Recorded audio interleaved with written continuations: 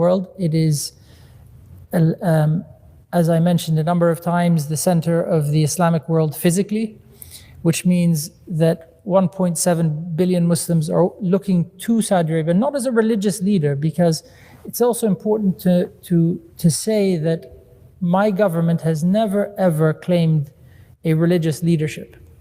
We go out of our way as a government to say we have no role to play in the development of religion.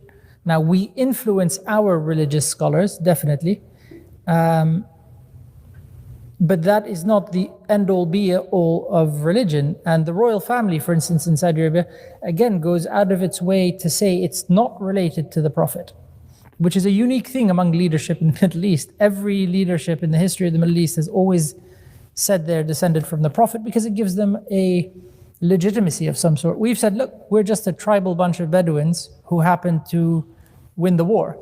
And at the moment, our people like us. Long may that last, but that may not always be the case. And so we don't play a religious leadership role.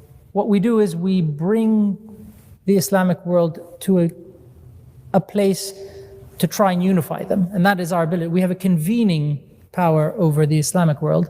So that gives us importance. We're obviously the most important oil producing nation in the world. And while that is on its way out, it plays a big role in the development of energy. It also gives us the catalyst to develop where we want to.